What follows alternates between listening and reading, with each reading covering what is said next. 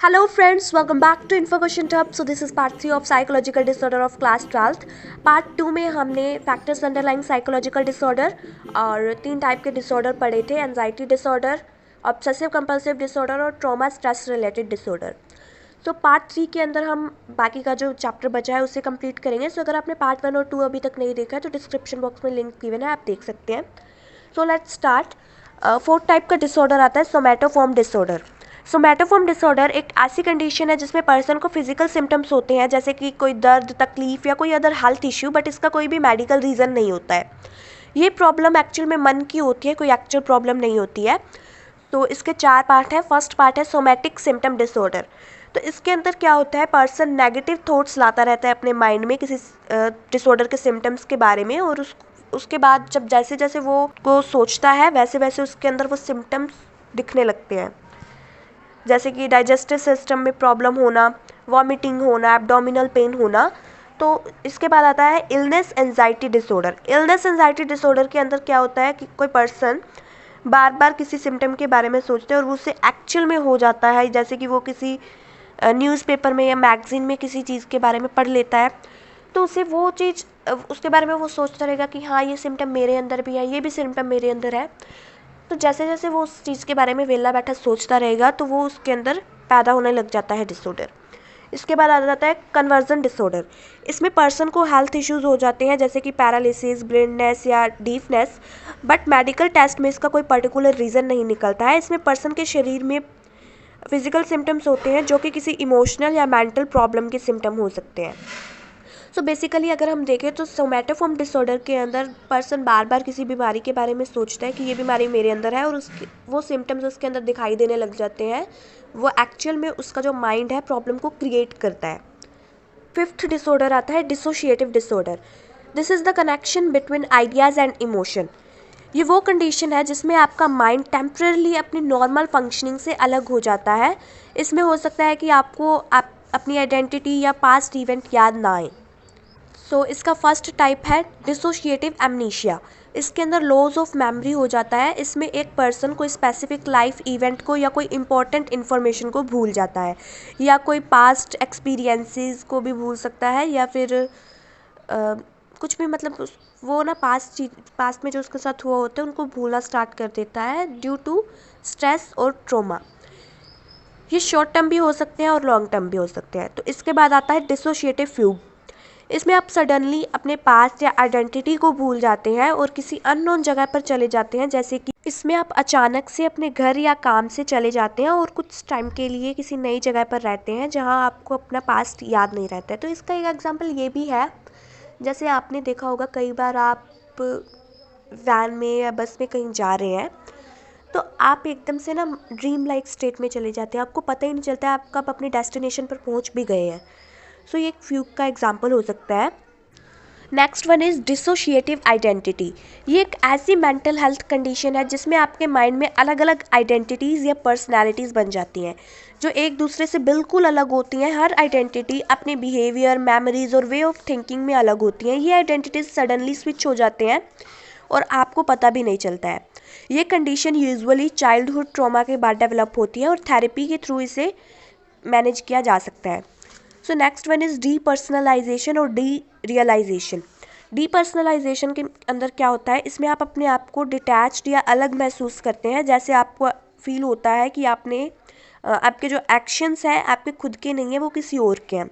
और D realisation के अंदर आपको सराउंडिंग या एनवायरनमेंट अनरियल या स्ट्रेंज लगना स्टार्ट हो जाता है. आप ऐसे फील करते हैं जैसे आप किसी मूवी या ड्रीम लाइक स्टेट में होते हैं. सो next one is depressive disorders. Depressive disorder में एक बंदा काफ़ी लंबे समय तक सैड रहता है, उसके अंदर वो एक खालीपन सा उसे फील होता है, या फिर उसे ऐसा लगता है कि उसकी किसी की भी लाइफ में कोई इंपॉर्टेंस नहीं है, तो उसे हम डिप्रेशन की स्टेट बोल सकते हैं. सो इसके कुछ सिम्टम्स होते हैं, जैसे कि लंबे समय तक सैड रहना, loss of interest in activities, किसी भी काम में मन ना लगना, ट्रबल स्लीपिंग और ओवर स्लीपिंग, या तो बिल्कुल नींद ना आना या फिर ज़्यादा सोना, वेट चेंजेस, या फिर वेट लूज़ होगा बिल्कुल और या फिर ज़्यादा गेन हो जाएगा, डिक्रीज एनर्जी, ऐसे थकान महसूस करना बिना किसी, मतलब कोई भी काम नहीं किया वेले बैठे बंदे को ही थकान हो रही है, डिफ़िकल्टी थिंकिंग क्लियरली और क्वाइटली, अच्छे से उसको सोच नहीं पा रहा है वो किसी चीज़ को, इरिटेशन या फ्रस्ट्रेट हो जाना, किसी भी मतलब छोटी छोटी चीज़ों पर फ्रस्ट्रेट होना, फिजिकल पेन होना, या फिर रिकरेंट थॉट ऑफ डेथ और इवन सुसाइड, बार बार सुसाइडल थॉट्स आना दिमाग के अंदर। सो ऐसे बंदे को जो डिप्रेशन के दौर से गुजर रहा है उसे एक प्रॉपर ट्रीटमेंट और अंडरस्टैंडिंग की रिक्वायरमेंट रहती है।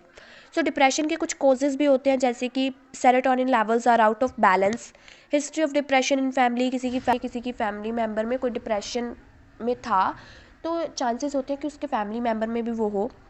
हिस्ट्री ऑफ अदर डिसऑर्डर और कंकरेंट मेंटल हेल्थ कंडीशन, जैसे कि PTSD, post traumatic stress disorder, या लर्निंग डिसेबिलिटीज़ होना, हार्मोन में चेंज होना, जैसे कि वीमेन में मेंस्ट्रुअल साइकिल हो सकता है या प्रेगनेंसी हो सकती है तो उसकी वजह से भी डिप्रेशन हो सकता है। सर्टेन फिजिकल कंडीशन जैसे हेडेक होना, स्ट्रेसफुल और मेजर लाइफ इवेंट जैसे गेटिंग मैरिड और रिटायरमेंट। कई बार क्या होता है, रिटायरमेंट के बाद जो चेंजेस आते हैं हमारी लाइफ के अंदर, या फिर मैरिज के बाद जो चेंजेस आते हैं उनके हिसाब से हम अडॉप्ट नहीं कर पाते हैं खुद को, और उसकी वजह से डिप्रेशन हो सकता है। सर्टेन मेडिकेशन जैसे कि स्लीपिंग एड्स लेना, और एज भी इसमें एक मेजर रोल प्ले करती है, क्योंकि जैसे जैसे हमारी एज बढ़ती है वैसे वैसे हमारा कॉपिंग मैकेनिज्म कम होता रहता है, बीमारियों से लड़ने की क्षमता कम होती है। जेंडर भी होता है इसमें, जैसे कि विमेन के अंदर ज़्यादा पॉसिबिलिटी होती है डिप्रेशन की एज़ कम्पेयर टू मैन।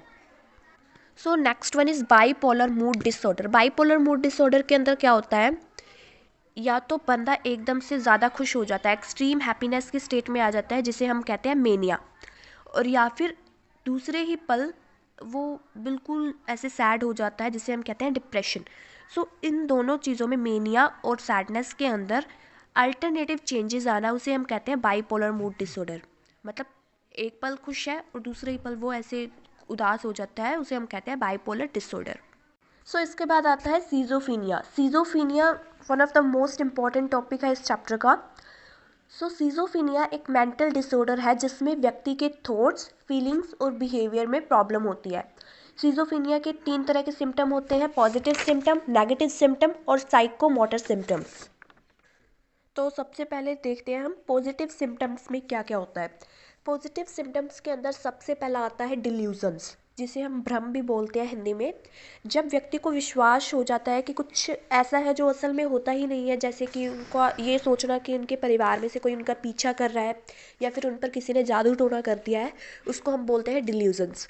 तो डिल्यूजन्स होते हैं 4 टाइप के। सबसे पहला है डिल्यूजन ऑफ परसिक्यूशन, ऐसा सोचना कि उस पर कोई ना कोई अटैक करने की कोशिश कर रहा है, कोई उसको मारने की साजिश रच रहा है, उसके खिलाफ कोई प्लानिंग चल रही है, तो वो होता है डिल्यूजन ऑफ परसिक्यूशन। उसके बाद आता है डिल्यूजन ऑफ ग्रैंडियर। इसमें क्या होता है, खुद को काफ़ी ज़्यादा महान समझना, एक्स्ट्रा ऑर्डिनरी समझना, ऐसा समझना कि मेरे पास तो कोई सुपर नेचुरल पावर है, तो ऐसे बंदे को होता है डिल्यूजन ऑफ ग्रैंडियर। ठीक है, कई होते हैं खुद को ज़्यादा ही एक्स्ट्रा ऑर्डिनरी समझने लगते हैं। उसके बाद आता है delusion of reference. Delusion of reference में क्या होता है, पेशेंट ऐसा सोचता है कि वो दूसरे के दिमाग को रीड कर सकता है, दूसरे के मन की बात को जान सकता है। जैसे कि हमेशा ये सोचना, किसी सामने वाले बंदे को हमने देख लिया कि ये कोई बात कर रहे हैं दो लोग आपस में, तो ऐसा सोचना कि ये पक्का मेरे बारे में ही बात कर रहे हैं। ठीक है, हर चीज़ की रेफरेंस खुद पर ले लेना। उसके बाद आता है फोर्थ, डिल्यूजन ऑफ कंट्रोल। ऐसा सोचना कि हमारे जो एक्शंस हैं और जो हमारी फीलिंग्स हैं वो हमारे अलावा कोई और कंट्रोल कर रहा है, हमारा खुद का कंट्रोल नहीं है हमारी फीलिंग्स और एक्शंस पर। सो ये थे डिल्यूजन्स। उसके बाद सेकंड नंबर पर आते हैं formal thought disorder. Formal thought disorder के अंदर क्या होता है, बंदा लॉजिकली सोच नहीं पाता है, इन एबिलिटी टू थिंक लॉजिकल, वो इलॉजिकल बातें करना स्टार्ट कर देता है, और जैसे एक टॉपिक से दूसरे टॉपिक पर एकदम से शिफ्ट हो जाता है। ठीक है, और कुछ नए वर्ड्स और फ्रेजेस इन्वेंट करना स्टार्ट कर देता है, बात करते करते एकदम से कुछ भी बोलने लग जाता है इलॉजिकल वे में, वो होता है फॉर्मल थॉट डिसऑर्डर। उसके बाद आता है हेल्यूसिनेशंस। तो हेल्यूसिनेशंस क्या होती है, कुछ ऐसी परसेप्शंस जो एक्चुअल में होती नहीं है। ठीक है, कुछ जैसे कि कुछ भी ऐसे कोई कहता है ना कि मुझे ये चीज़ दिखाई दी है बट वो एक्चुअल में होती नहीं है, उसे हम बोलते हैं हेल्यूसिनेशंस। तो इसमें सबसे पहले आती है विजुअल। विजुअल के अंदर कुछ ऐसा दिखाई देना, कोई ऐसा कलर या डिस्टिंक्ट विजन दिखाई देना जो एक्चुअल में नहीं होती है। उसके बाद है ऑडिटरी, कोई ऐसी साउंड या वॉइसेस सुनाई देना जो एक्चुअल में प्रेजेंट नहीं होती है वहाँ पर बट सुनाई देती है किसी बंदे को। उसके बाद है ऑल फैक्ट्री। ऑल फैक्ट्री में कोई ऐसी चीज़ की स्मेल आना, किसी स्मोक की स्मेल आना, पॉइजन की स्मेल आना जो एक्चुअल में नहीं होती है। उसके बाद है गस्टेटरी। गस्टेटरी में कोई ऐसे ड्रिंक या कोई फूड हमने खाया, उसका टेस्ट ऐसे हमें स्ट्रेंज लगना। नेक्स्ट है somatic. Feeling something happening inside body, ऐसा लगना कि हमारे अंदर कुछ ना कुछ हो रहा है, बॉडी के अंदर कुछ, कईयों को ऐसे कोई बोलते हैं ना कि मेरे को ऐसे लग रहा है कि कीड़ियाँ चल रही है मेरे ऊपर, तो वो सोमैटिक का एग्जाम्पल है ये, कि ऐसा फील होना कि बॉडी पर कुछ हो रहा है। So fourth one is inappropriate affect. Emotions that are not suited to situation. ठीक है, ऐसे इमोशंस को शो करना जो कि सिचुएशन के अकॉर्डिंग सही नहीं है, उसे हम बोलते हैं इन अप्रोप्रिएट इफेक्ट।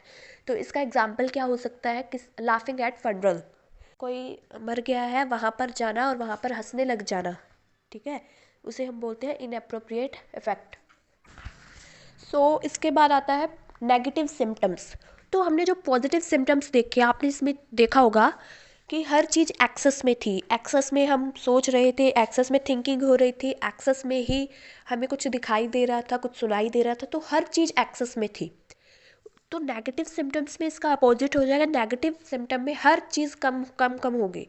तो सबसे पहला है एलोजिया।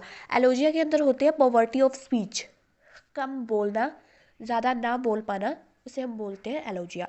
इसके बाद आता है ब्लंटेड अफेक्ट। ब्लंटेड अफेक्ट के अंदर कम फीलिंग्स को शो करना, ठीक है, खुद की फीलिंग्स अच्छे से एक्सप्रेस ना करना, कम फीलिंग शो करना, वो होता है ब्लंटेड अफेक्ट। उसके बाद है फ्लैट अफेक्ट।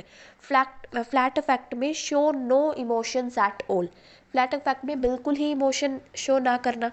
उसके बाद है एवोल्यूशन। एवोल्यूशन में क्या होता है, इनएबिलिटी टू स्टार्ट और complete a course of action.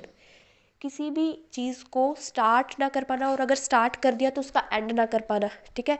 कहीं देखा होगा कोई बंदा स्पीच दे रहा है, ठीक है, सबसे पहले तो वो स्पीच को स्टार्ट नहीं कर पा रहा है, उसे समझ नहीं आ रहा है कि मैं कैसे स्टार्ट करूँ, और जब एक बार स्टार्ट कर दी तो वो रुकने पे ही नहीं आ रहा है, उसको समझ नहीं आ रहा है कि मैं इसका एंड कैसे करूँ, बोले ही जा रहा है बोले ही जा रहा है, ठीक है। तो उसके बाद आता है सोशल विड्रॉल। सोशल विड्रॉल के अंदर क्या होता है, सोशली बहुत कम एक्टिव होना, बिल्कुल ही सोशली कट कर देना खुद को, ठीक है, उसको बोलते हैं सोशल विड्रॉल। इसके बाद आते हैं साइकोमोटर सिम्टम्स, जिन्हें कैटाटोनिक सिम्टम्स भी हम बोल सकते हैं। इसमें सबसे पहला है catatonic stupor. In this a person remain motionless and silent for long period of time. इसमें एक पर्सन बिल्कुल मोशनलेस, या तो बैठा रहता है या फिर लेटा रहता है, ठीक है। इसके बाद आता है catatonic rigidity. In this a person maintaining a right upright posture for hours. इसके अंदर एक पर्सन की जो बॉडी है वो इतनी ज़्यादा रिजिड, इतनी ज़्यादा कठोर हो जाती है कि उसको हिलाना या फ्लैक्स करना भी डिफ़िकल्ट हो जाता है। So last one is catatonic posturing. इसके अंदर एक बंदा एक ऑकवर्ड सी पोजीशन मेंटेन कर लेता है लॉन्ग पीरियड ऑफ टाइम के लिए। जैसे आपने कई बार नोट किया होगा, आप एक अजीब सी पोजीशन में खड़े हैं या अजीब सी पोजीशन में बैठे हैं काफ़ी लंबे पीरियड तक, तो वो होती है catatonic posturing. So next disorder है न्यूरो डेवलपमेंटल डिसऑर्डर। सो न्यूरो डेवलपमेंटल डिसऑर्डर वो प्रॉब्लम होती है जो बचपन से ही शुरू होती है और पर्सन के दिमाग की जो डेवलपमेंट है उसको इन्फ्लुएंस करती है। ये प्रॉब्लम बचपन में ही नज़र आती हैं और कभी कभी बड़े होने तक भी बनी रहती हैं। इनमें कई प्रकार की प्रॉब्लम्स होती हैं, जैसे कि फर्स्ट जो इसमें डिसऑर्डर है वो है attention deficit hyper active disorder, ADHD। इसके अंदर दो फीचर्स हैं, एक तो है अटेंशन डेफिसिट मतलब इन अटेंशन, और दूसरी है हाइपर एक्टिव। तो एक तो जो बच्चा है वो ज़्यादा ही हाइपर एक्टिव है, कुछ ज़्यादा ही एक्टिव है हद से, और इन अटेंशन चीज़ों पर ध्यान नहीं देता है, ठीक है। तो इसकी कुछ कॉमन कंप्लेंट्स होती हैं कि वो एक तो सुनता नहीं है किसी की बात को, दूसरा है कैन नॉट कॉन्सेंट्रेट, किसी भी चीज़ पर कॉन्सेंट्रेट नहीं करता है, does not follow instructions, disorganised है बिल्कुल ही और चीज़ों को भूल जाता है, फॉरगेटफुल है, quickly loose interest in boring activities, boring activities में जल्दी ही इंटरेस्ट उसका लूज हो जाता है। सो सेकंड इसमें डिसऑर्डर है ऑटिज्म स्पेक्ट्रम डिसऑर्डर, ASD। इसके अंदर बच्चों को सोशल इंटरेक्शन में, कम्युनिकेशन में और रिपीटेटिव बिहेवियर में प्रॉब्लम अराइज होती है, ठीक है, and difficulty in maintaining relationships और difficulty in social interaction, so और unable to share emotions and experiences. So ये सभी प्रॉब्लम्स होती हैं ऑटिज्म स्पेक्ट्रम डिसऑर्डर के अंदर। नेक्स्ट आती है इंटेलेक्चुअल डिसएबिलिटी। तो इंटेलेक्चुअल डिसएबिलिटी के अंदर क्या होता है, जो बच्चे का IQ है वो 70 से कम है, IQ इज़ लेस देन 70। उसके बाद इसके 4 लेवल्स होते हैं। फर्स्ट है माइल्ड लेवल। माइल्ड लेवल के अंदर IQ 55 से 70 के बीच में होता है। मॉडरेट लेवल के अंदर IQ 35 से 54 के बीच में होता है। उसके बाद सीवियर लेवल के अंदर 20 से 40 के बीच में होता है IQ, और प्रोफाउंड में 20 से 25 के अंदर होता है। सो एट माइल्ड लेवल जो बच्चा है उसको 3rd से 6th ग्रेड तक हम पढ़ा सकते हैं। At moderate level 1st to 2nd grade ही पॉसिबल होती है, and at severe and profound level कोई भी एकेडमिक एजुकेशन पॉसिबल नहीं होती है, बच्चा उस चीज़ को ग्रास्प नहीं कर सकता है। तो उसके बाद आता है specific learning disorder. Specific learning disorder में बच्चे को इंफॉर्मेशन को प्रोसेस करने में प्रॉब्लम होती है, ठीक है, किसी भी स्पेसिफिक चीज़ को लर्न करने में, रीड करने में या राइट करने में प्रॉब्लम होती है बेसिक स्किल्स में, ठीक है। सो next one is disruptive impulse control and conduct disorder. सबसे पहले इसमें आता है ODD, ओपोजिशनल डेफिएंट डिसऑर्डर। इसके सिम्टम्स क्या हो सकते हैं? एज इनअप्रोप्रिएट स्टबॉर्ननेस, ऐसी जिद किए जाना जो कि हमारे एज के इनअप्रोप्रिएट है, बिल्कुल अपोजिट है। इरिटेबल सा बिहेवियर होना, डिसऑबिडेंट होना, किसी की बात ना सुनना, किसी की रिस्पेक्ट ना करना, हॉस्टाइल नेचर होना। सो इसमें जो इंडिविजुअल होता है वो क्या करता है, अपने बिहेवियर को जस्टिफाई करता है ये कहकर कि सर्कमस्टांसेस और कंडीशन ही कुछ ऐसी थी कि मुझे ऐसा बिहेवियर शो करना पड़ा। तो इसके बाद आता है कंडक्ट डिसऑर्डर। कंडक्ट डिसऑर्डर में क्या होता है, एज इनअप्रोप्रिएट एक्शन और एटीट्यूड शो करता है बंदा। दूसरा, सोशल नॉर्म्स को वायलेट करता है, दूसरे बंदों की रिस्पेक्ट नहीं करता है या फिर चोरियां वगैरह करने लग जाता है, वो होता है कंडक्ट डिसऑर्डर। तो इसके अंदर 4 तरह से एग्रेशन शो करता है पर्सन। फर्स्ट है वर्बल एग्रेशन, गाली गलौज करना। सेकंड है फिजिकल एग्रेशन, किसी को हिट करना, किसी के साथ फाइट करना, फिजिकली किसी को चोट पहुंचाना। होस्टाइल एग्रेशन के अंदर दूसरों को इंजर्ड कर देना, ठीक है, चोट पहुंचाना। प्रोएक्टिव एग्रेशन के अंदर दूसरों को बुली करना, ठीक है, जैसे स्कूल में हर क्लास में कोई ना कोई बच्चा ऐसा होता है जो दूसरों को बुली करता है, तो वो होता है proactive aggression. So next one is feeding and eating disorder. तो इसमें सबसे पहले आता है एनोरेक्सिया नर्वोसा। इसके अंदर पर्सन खुद को ऐसे देखता है कि वो ज़्यादा मोटा हो गया है, उसका वेट काफ़ी ज़्यादा बढ़ गया है, जिस वजह से वो खाना या तो कम खा रहा है या फिर बिल्कुल ही छोड़ दे रहा है और डेली एक्सरसाइज करने लग जाता है, ठीक है। तो वो इस चीज़ को इस हद तक करता है कि उसकी डेथ भी हो सकती है, इतना ज़्यादा भूखा रहने लग जाता है वो। तो एक तो होता है कि नॉर्मल सेंस में, अगर हम रियल सेंस में देखें तो कोई बंदा ज़्यादा मोटा है, उसका वेट ज़्यादा बढ़ गया है, तो उसके लिए ये चीज़ ठीक है कि वो कम खाना स्टार्ट कर दे, ठीक है। बट इसका मतलब ये नहीं है कि हम बिल्कुल खाना ही छोड़ दें, तो ये तो एक डिसऑर्डर अराइज हो गया ना। तो उसके बाद है बुलीमिया नर्वोसा। बुलीमिया नर्वोसा के अंदर एक बंदा कुछ ज़्यादा ही खाने लग जाता है और खुद की बॉडी को फिर वो मेडिसिन से या फिर वॉमिटिंग से उस चीज़ को बाहर निकालने की कोशिश करता है।